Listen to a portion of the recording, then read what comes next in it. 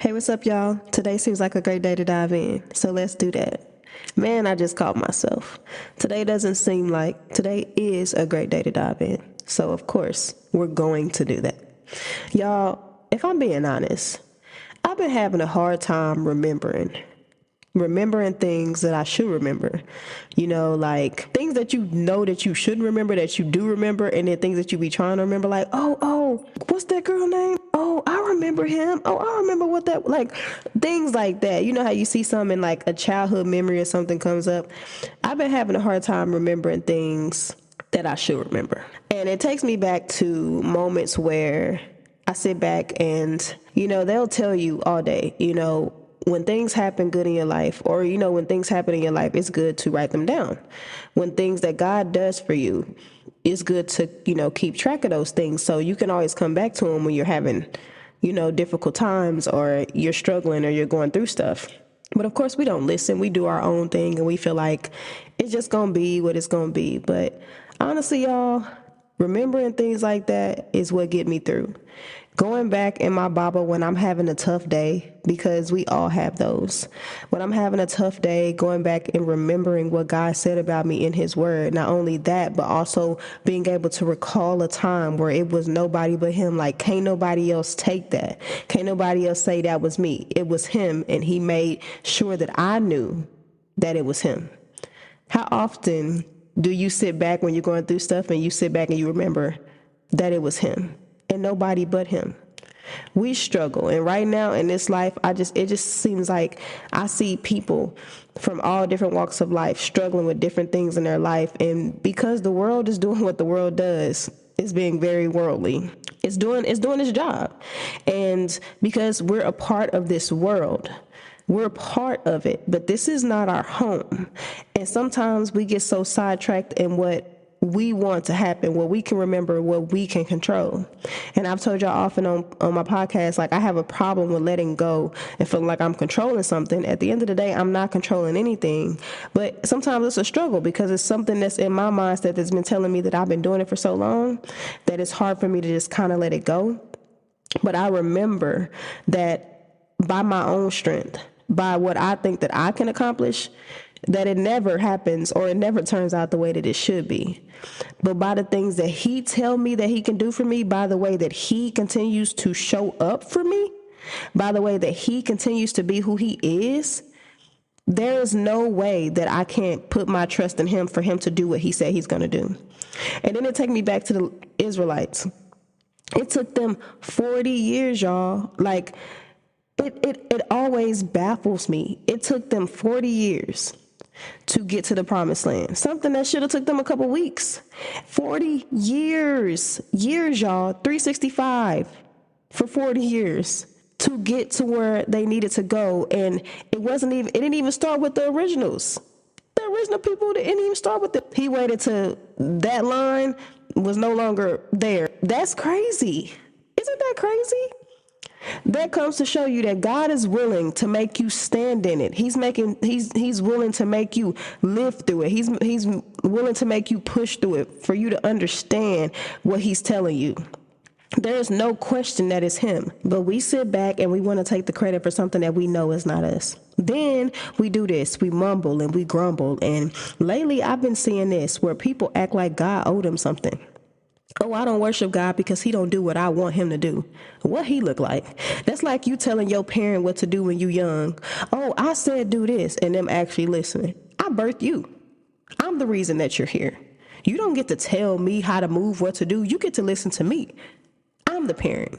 And it's one of those things. I literally, oh, well, God doesn't accept this. God doesn't allow this. God doesn't let me move the way that I want to move. God don't let me go the way that I want to go. So therefore, I don't worship him. Well, I'm sad to say that's your loss. And it's not to make you feel any guilt. It's not to make you feel like, oh, she coming for me. No, I'm just telling you, when you're willing to let God in, when you're willing to let him lead you, when you're willing to remember, when you're willing to remember all the things that he's done for you, it won't be hard to lean in. It won't be hard to let him do what it is that he does and give away that control.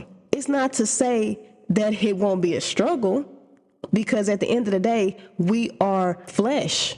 We want to do what we want to do. We want to lean into what we feel like we want it to be. But at the end of the day, it should be what he wants it to be. I know we live in this world where we feel like with this culture where I get what I want, it is what it is, and you just got to deal with it. But do you want God to say that he never knew you when that day come? I'll get back from me. I never knew you. I don't want that. I don't want that for you. I don't want that for us. I love y'all so much. And I don't even know everybody that listens to this podcast, but I promise you, when I say I love you with my whole heart, I mean that. I want us all to be where God wants us to be. I want us all to be striving to where he has us or where he has placed us. But honestly, we allow frustration, we allow life things and different things around us to stop us and halt us from what he's telling us to do.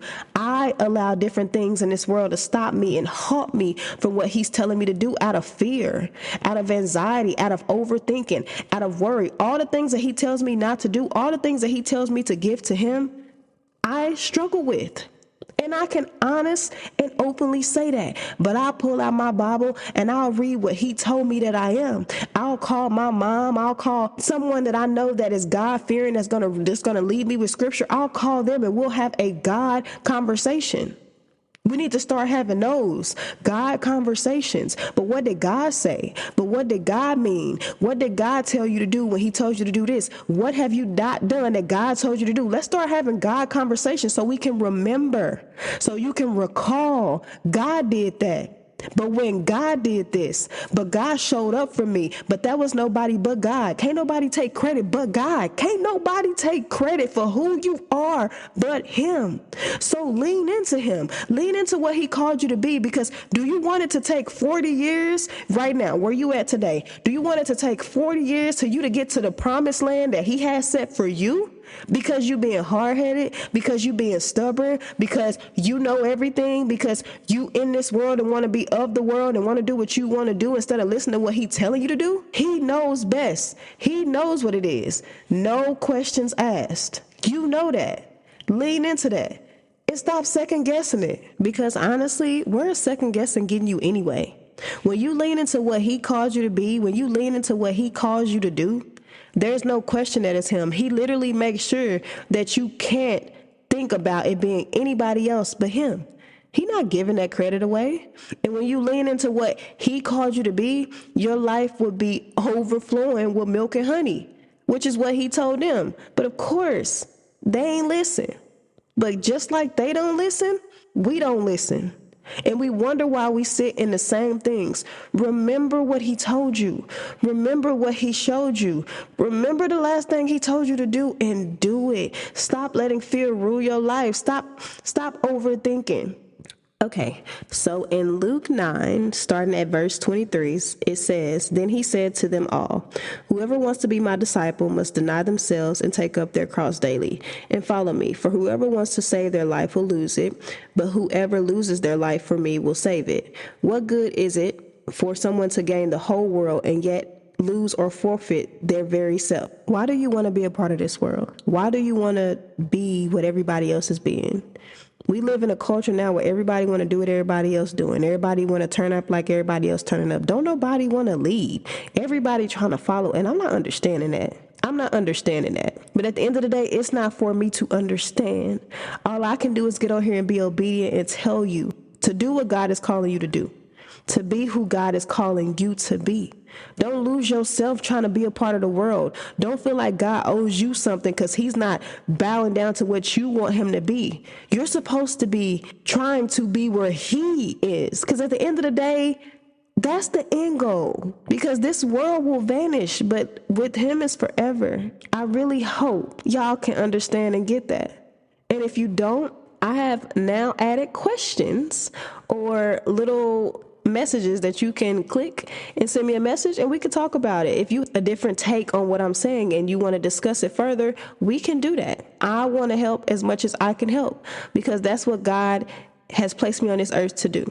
To be someone who tells the world about him, to want to lead people closer to him. That's what I want. That's what I want for you all. I want you to be and do what God is calling you to do, because at the end of the day, that's how we see him. And we don't want him talking about he don't know us, because baby, I don't want that. And I know y'all don't. I know I'm behind, but I made it. I love y'all. Be back.